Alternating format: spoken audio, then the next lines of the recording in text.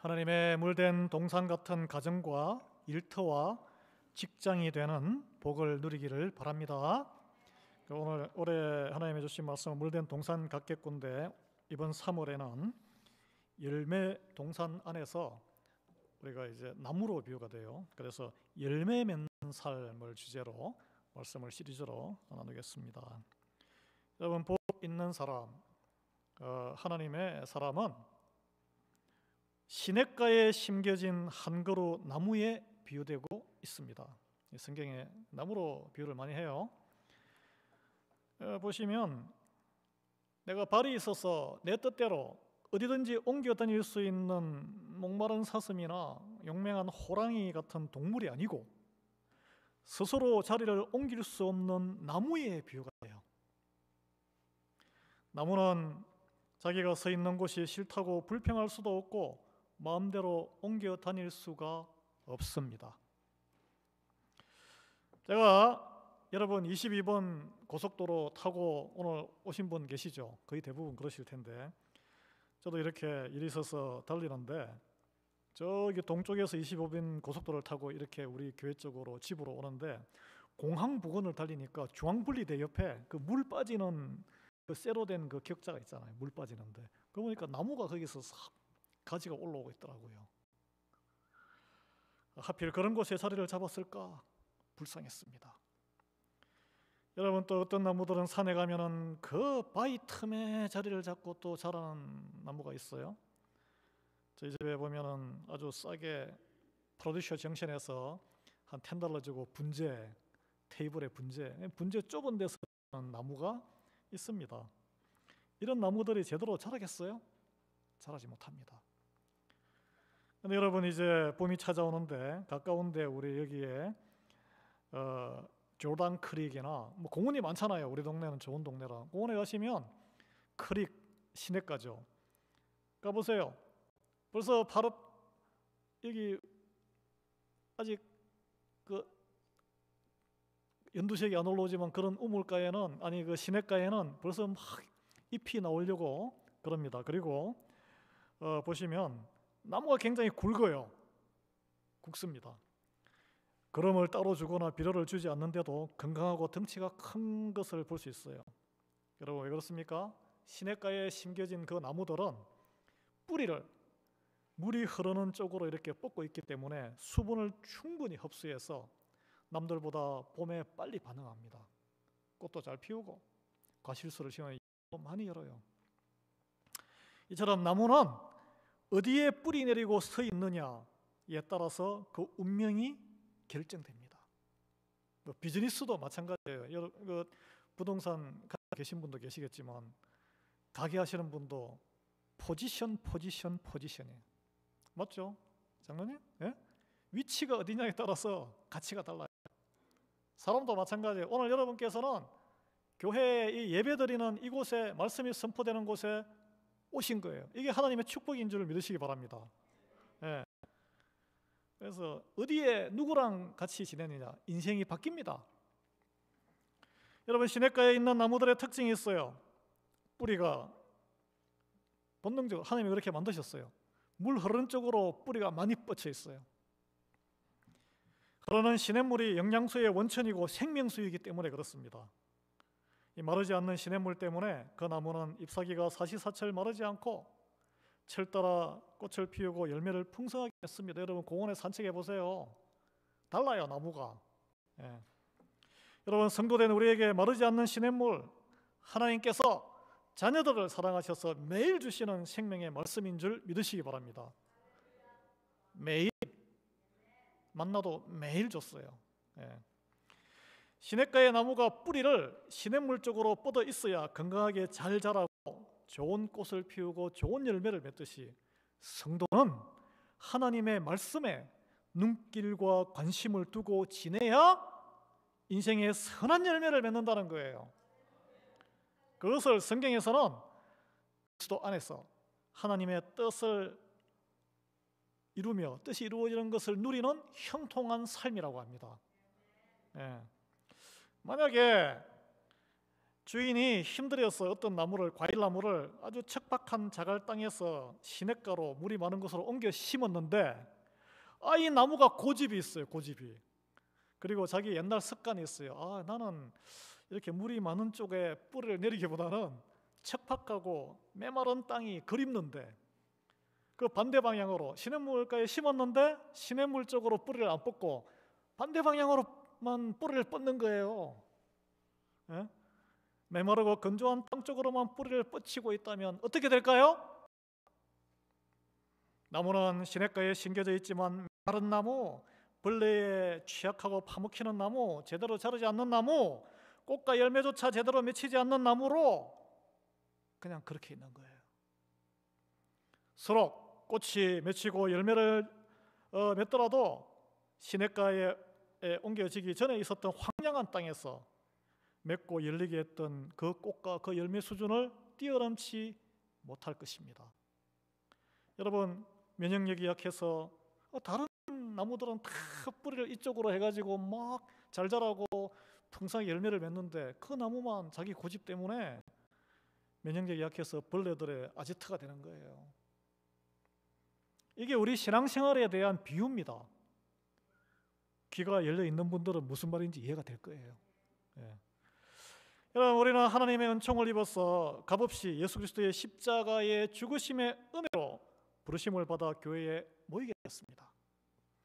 그런데 우리의 관심과 노력이 생명수인 하나님의 말씀에 깊이 뿌리 내리지 않으면 내 생각과 세계관 안 바뀝니다. 예. 하나님을 만나기 전에 살던 나의 모습과 별 다를 바 없이 살게 돼요. 물된 동산에 몸이 와 있어도 물을 빨아들이지 못해요. 풍성하고 값진 열매를 맺지 못하는 여전히 메마른 삶 살게 되는 거예요. 예. 그러면은 벌레들의 먹이가 되는 거죠. 여러분, 신앙생활하면서 하나님 보시기에 좋은 열매가 맺히지 않는 부실한 삶을 살아가게 되는 근본 원인, 능력의 근원인 하나님 말씀에 깊이 뿌리 내리지 않고 있기 때문이란 거예요. 오늘 이게 복 있는 사람 처음에 이 시편 전체의 주제예요. 이게 매일 말씀을 묵상하지도 않고 적용하지도 않으면 내 삶이 말씀으로 해석되지도 않기 때문에 구속사가 아니라 세속사로 인생을 살아가는 거예요. 세속사. 고난에 대해서 그냥 치우기도만 하고 맨날 세상적인 복만 구하다가 인생이 끝나는 거예요. 그러면 예수를 믿고 따르는 도저히 예수님이 왜 십자가에 매달리셨는지 이해가 안 되는 거예요. 이해가. 그 능력으로 좀 호화롭게 사시고 왕이 되시지 왜 그렇게 구차하게, 진짜로 이해가 안 되는 거예요. 이게 사실은 겉으로는 그냥 받아들이지만 구속사로 사는 게 아니라 세속사로 살아서 그래요. 제자의 길에서 오는 변화의 기쁨은 전혀 경험하기 힘듭니다. 여러분, 매일 말씀 묵상에 우리의 생각을 뿌리내지 않으면 우리 어떻게 돼요? 여전히 세상의 생각, 세상의 지혜, 세상의 관심에 쏠리게 될 수밖에 없어요. 왜냐하면 그게 우리 원래의 모습이니까. 그게 죄인된 성향이고 우리의 본능이에요. 성경에서는 이런 하나님을 바라보지 않고 말씀에 뿌리내리지 않는 인생을 한마디로 딱 두 음절로 이야기합니다. 악인. 그게 악인이에요. 그 반대는 뭐냐? 의인. 물론 그렇게 살아도 나름대로 우리가 보기에는 먹음직하고 보암직하고 달콤한 열매를 맺고 살아간 것처럼 보입니다. 근데 그거는 독과일이에요. 독과일. 중국에 가서는 입에는 달지만 눈에 보기에는 대단해 보이지만 세상적으로 그거 쫓아가고 먹으면 죽어요. 영원히 죽어요. 그래서 모든 우리 인간의 삶의 일은 보이는 것은 하나님을 알게 하려고 다 드러난 거예요. 자, 예를 들게요. 설탕 얼마나 달고 좋아요. 몸이 술을 당기시는, 저는 하나님께 감사하게도 몸이 술을 해독을 못해요. 몸이 술을 원하는 몸이 있잖아요. 그런 분들 술 마시면 에너지가 나고 너무 기분 좋아요. 마약하는 사람 마약장이 많잖아요. 미국에도 한국도 그렇고. 기분이 얼마나 좋아지니까 그걸 하고 있어요. 입에 달고 달 수 있지만 그걸 계속 먹어보세요. 달달한 거 성인 온갖 성인병 걸려서 고생하고 죽습니다. 술 계속 마셔보세요. 집안 다 망가져요. 몸도 다 망가져요. 마약 해보세요. 가는 거예요. 그냥 죽음에 이르게 합니다. 마찬가지 이게 이제 비유인데, 그런 걸 통해서 우리가 깨닫게 하기 위해서, 깨닫게 하나님이 세상적으로 더 잘 살고 부유하게 살기를 사람들은 원하지만, 하나님의 말씀이 없는 풍요로움은 한 개인의 인생, 가정, 국가의 치명적인 독이 됩니다.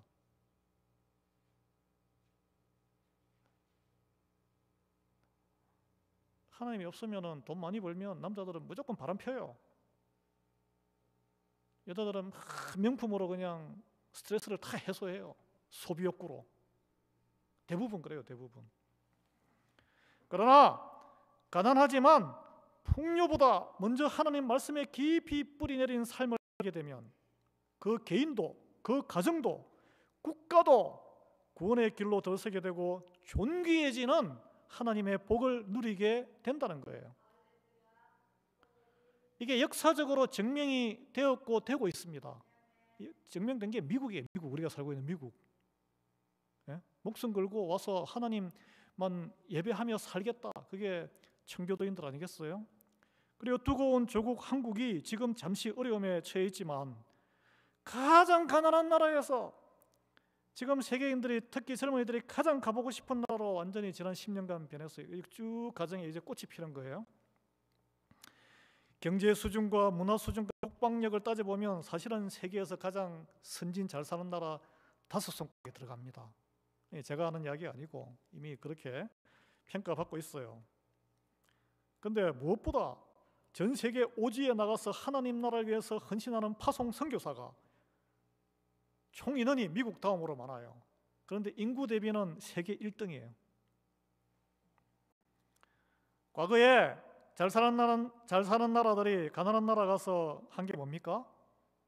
뜯어먹으려고 간 거죠. 뜯어먹으려고. 돈 투자하고 자기 더 이익이 있으니까 간 거예요. 그러나 지금 한국에 가는 거는 그 제국주의 국위 확장을 위해서 간 건데, 한국이 지금 나가는 거는 그 나라 뜯어먹으려고 가는 게 아니라 우리가 도움받았으니까 가난한 나라에 가서 돕기 위해서 가는 거예요. 돕기 위해서. 그래서 몽골에 이런 데 가서 막 사막에 나무도 심고, 여러분 많이 보셨을 거예요. 어떻게 이런 나라가 되었습니까? 우리 조국이 가난한 상태에서 조선 말에 그 피피하고 엉망진창인데 하나님의 말씀, 복음이 먼저 한국에 들어갔기 때문에 그래요. 그때는 한국도 아니었죠. 130년 전에 미국 선교사들, 호주 선교사들, 유럽의 선교사들이 한반도에 들어가기 전에 이미 성경책을 통해서 예수님을 믿는 이들이 있었습니다. 그래서 선교사님들이 복음을 전하기 전에 먼저 교회가 생긴 나라는 한국이 유일해요.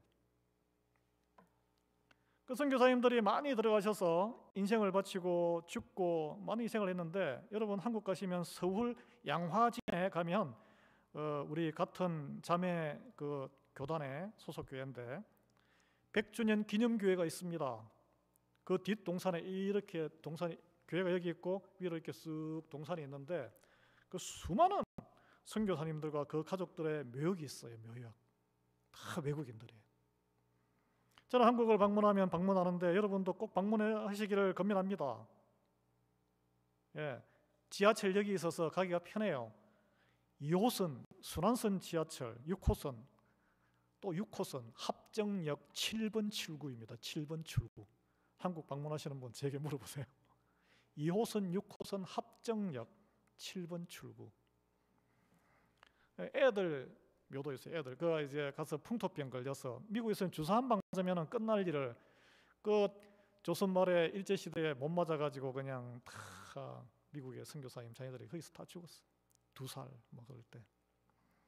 여러분 한국은 조선 말에 비참할 정도로 가난하고 망했을 때에 경제 원조 외국 돈을 받았습니까? 하나님 말씀을 먼저 받았어요. 먹고 사는 문제에 앞서서 하나님 말씀으로 생각이 먼저 바뀌었습니다.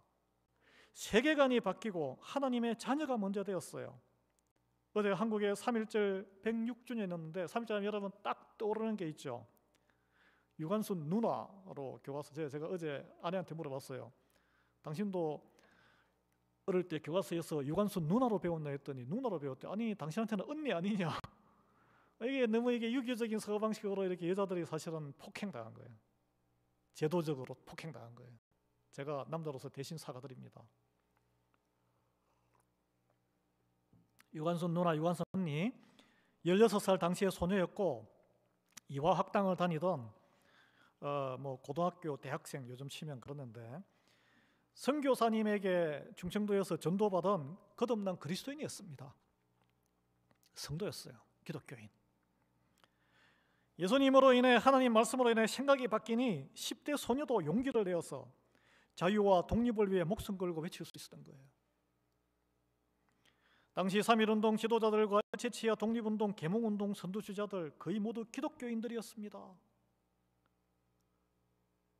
어떻게 그들이 민주주의 이런 생각을 갖게 되었을까요? 궁금하지 않으세요?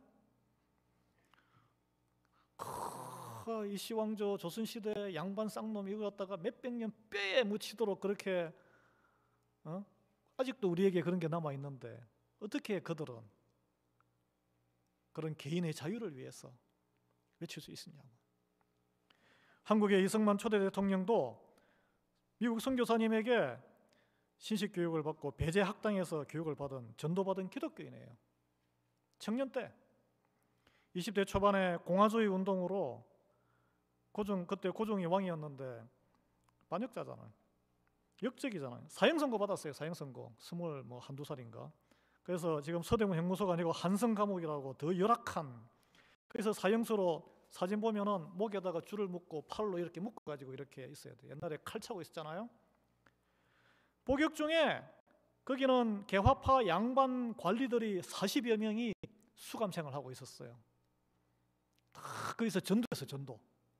40여 명이 다 예수님 다 영접하고, 왜냐 감옥에 갇혀 있으니까. 예?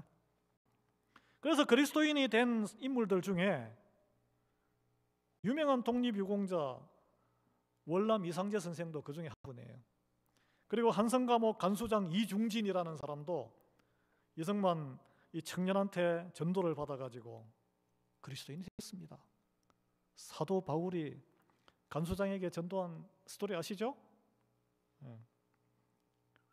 한국이 자유민주주의 국가로 번영하게 된 배경에는 예수 그리스도를 믿어 오직 하나님의 말씀에 뿌리를 내리고 살아가고자 힘썼던 이미 변화된 세계관을 가진 믿음의 선배 그리스도인들이 있었다는 거예요. 왜냐하면 한국에는 장로교회가 들어갔잖아. 장로교, 여러 감리교도 들어갔지만 이 장로교 이 교회 시스템이 자유민주주의 정치 체제예요. 이게 미국을 만든 제도입니다. 예. 조선 말부터 이 믿음의 선배들이 교회 이 믿음 생활을 통해서 민주주의를, 자유를 몸으로 학습했던 거예요. 몸으로.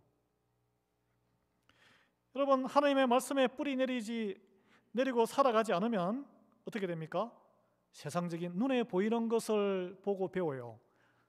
아니면은 지식에는 또 이게 섭득의 한계가 있기 때문에 섭득에 내 경험에 의지하게 됩니다. 경험에. 내 경험이 다르니까, 지식이 다르니까 어떻게 돼요? 서로 치고받고 싸워요.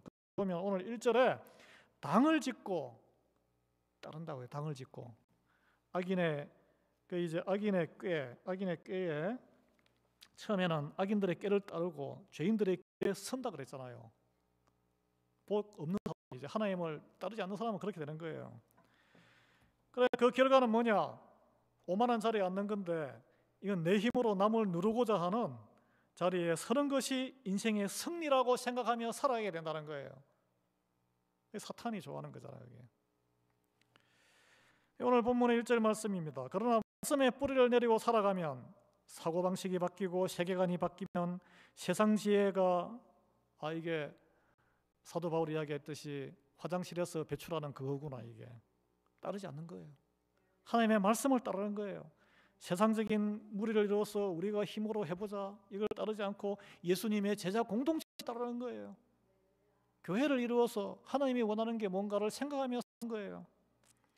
그래서 오직 하나님 말씀에 뿌리 내리는 사람은 공동체와 국가, 공동체 국가도 오만한 자의 자리에 오르고자 발버둥 치지 않습니다. 하나님의 말씀 앞에 경의하는 국가는 제국주의 노선을 취하지 않습니다. 약한 나라 돕게 돼요.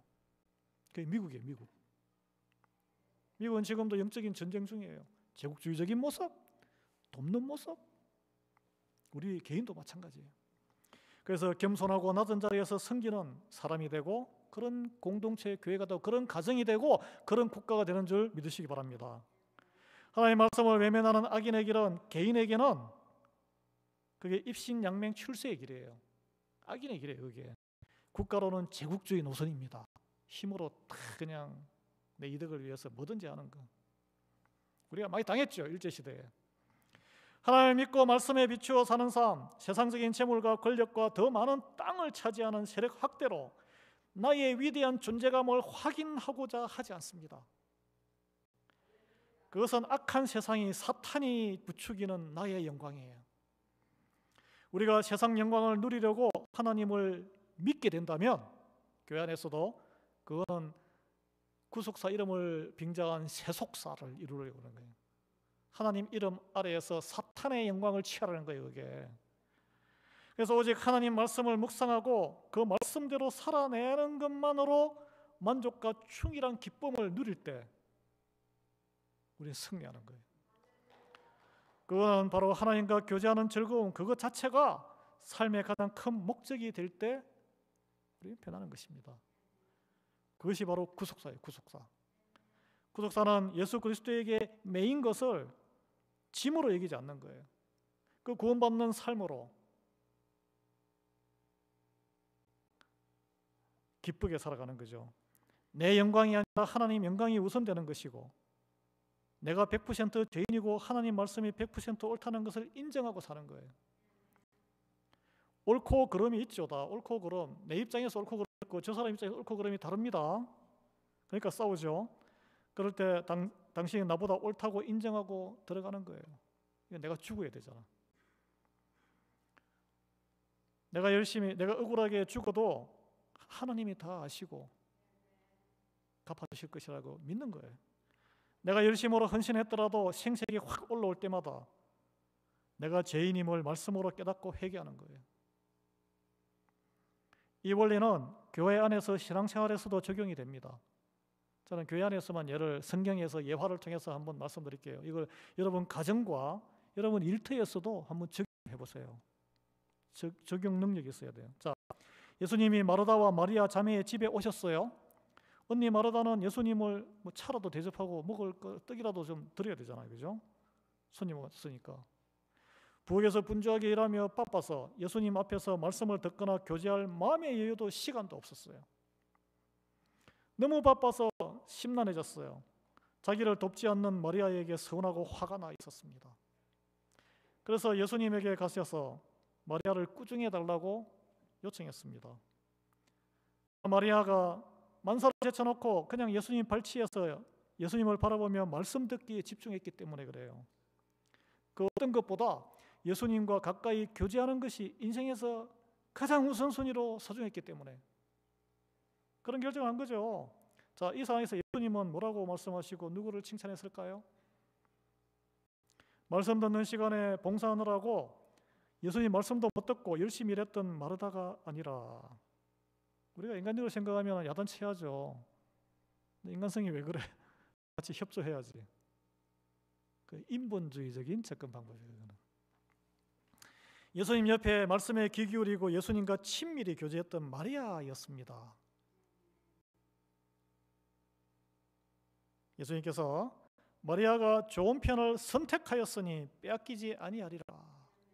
이런 그 묘한 말씀을 하셨는데 여러분도 예배 시간에 또 교회에서 나아가 이번 한 주간 일상생활에서 예수님에게 이런 칭찬받는 좋은 편을 선택하기를 바랍니다.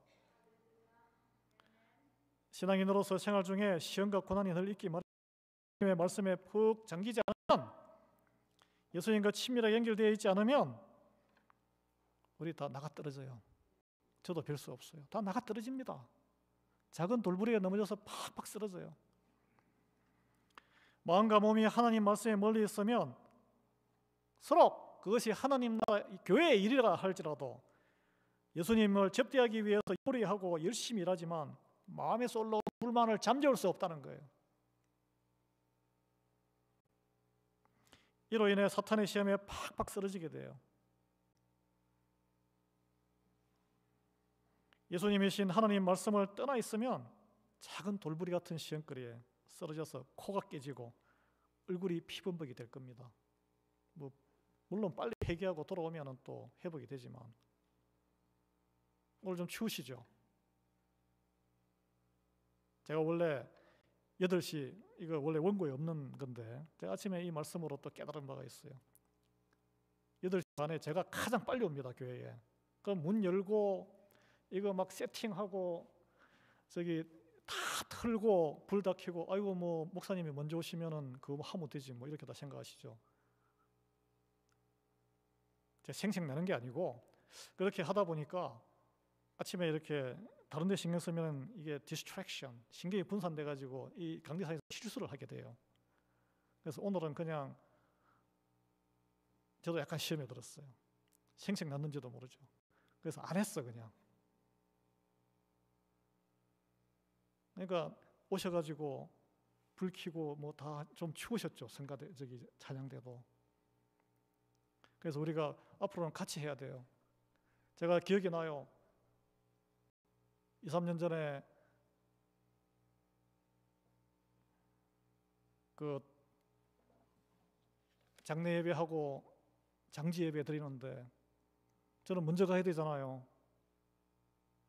먼저 가야 또 집례하니까 먼저 출발했는데 다 끝나고 교회 들어오니까 이 정문을 활짝 열어놓고 문도 안 닫고 그냥 마지막에 오시는 분이. 그래서 마음이 많이 아팠습니다. 이 말을 왜 하냐 하면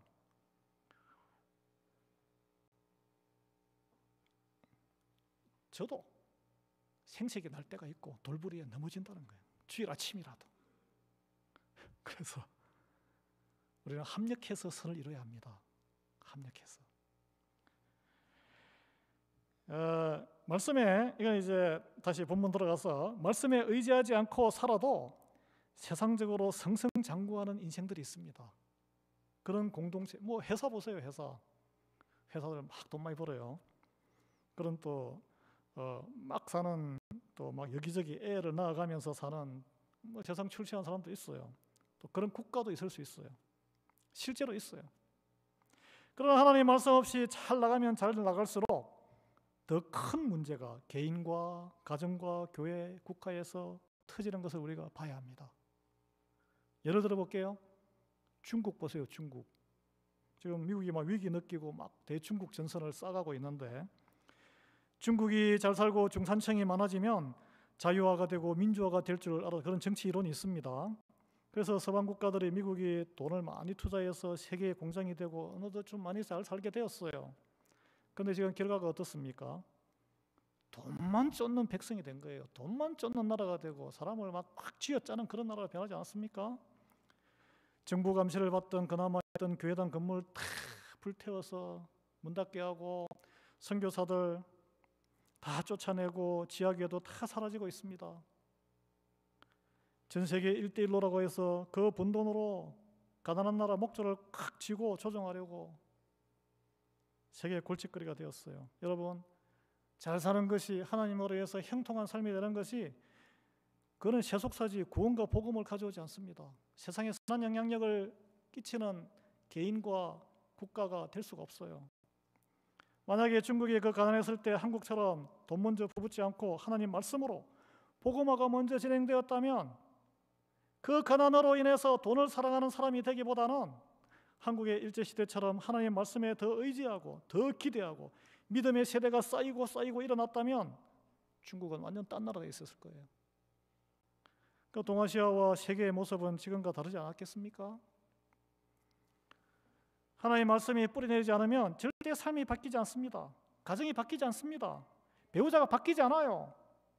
내가 뭘 예쁘게 꾸며서 내가 밥을 잘해줘서 배우자가 나에 대한 태도가 바뀔 아니에요. 예수님을 만나야 바뀝니다. 오늘 여기에 배우자들 중에 교회 안 나오시는 분들 마음에 안 드는 거 있으면 데리고 와서 예수님 만나게 하셔야 돼요. 예. 그래서 북한도 마찬가지예요. 막 가나안 불쌍해서 원조하고 도와줬더니 그들이 개가 천선했나요? 핵무장을 더 강화해서 더 골치 아프게 됐잖아요. 북한이 어떻게 변합니까? 전쟁으로 변하는 걸 원치 않아요. 우리는 평화적인 방법으로 한국처럼 잘 사는 나라, 자유로운 나라, 인권 있는 나라 되려면 딱 한 가지 방법밖에 없어요. 북한 안에 하나님을 믿는 사람이 점점 더 많아지는 거예요. 복음화가 되는 거예요. 복음화. 그러면 복음화되면은 민둥산에 가시수가 가득한 숲으로 변할 것이고 홍수와 기근으로 척박한 들판이 풍년이 찾아올 것입니다. 그래서 우리는 복음을 전파하는 그런 분에게 후원을 해야 돼요. 북한 선교도 뭐 옛날 교회는 막 쌀을 갖다가 막 중국에서 한 트럭 두 트럭 들고 저 나진으로 해가지고 들어가고 그 변화 없습니다. 뭐 배고프면 주긴 해야 되겠지만 중남미도 마찬가지예요. 가면은 너무 생활이 어렵고 아프리카도 그러나 그들의 경제적으로 돕는다고 그들이 본질적으로 변하지 않습니다. 말씀이 뿌리 내리고 복음을 전해야 돼요. 생각이 바뀌어야 삶이 바뀌고 나라가 바뀌는 거예요. 여러분 적용해서 우리가 그 큰 거는 접어도 내 배우자, 내 친구, 친인척, 이웃 진정으로 사랑한다면 인생을 돕는 방법 많죠. 외로울 때 보태주고 불러서 밥 한 끼 먹여주고 일자리 소개해주고 또 돈도 좀 주고 어려울 때 그거는 인본주의적인 사랑이라는 거예요. 그걸로 끝나버리면 더 중요한 것은 진정한 사랑은 예수 그리스도를 알려서 말씀에 뿌리 내리고 살게 인도하는 거예요. 자, 그러려면 어떻게 해야 되느냐? 내가 먼저 말씀에 뿌리 내리는 삶을 매일 살아가야 된다는 것입니다. 그래야 하나님이 기뻐하시는 이 열매, 영혼 구원의 열매를, 전도의 열매를 맺는다는 거예요. 그래서 성경은 이런 사람을 형통한 삶을 누리는 복 있는 사람이라고 했습니다. 이 형통을 잘못 읽으면 내가 원하는 것이 다 해결되는 무슨 그게 세속사인데 그런 삶으로 착각하시는데 아니에요. 저는 우리 모두가 그런 하나님께서 원하시는 복 있는 한 사람이 되기를 원합니다. 그래서 그 길은 아주 간단해요. 2절에 오직 여호와의 율법을 즐거워하며 그의 율법을 주야로 묵상하는 사람이 되면 되는 거예요. 묵상이 뭡니까? 묵상. 그냥 읽는 게 아니에요. 그냥 생각하는 게 아니에요. 잘근잘근 씹어서 삼키고 소화해서 내 몸의 살과 피와 뼈로 만드는 거예요.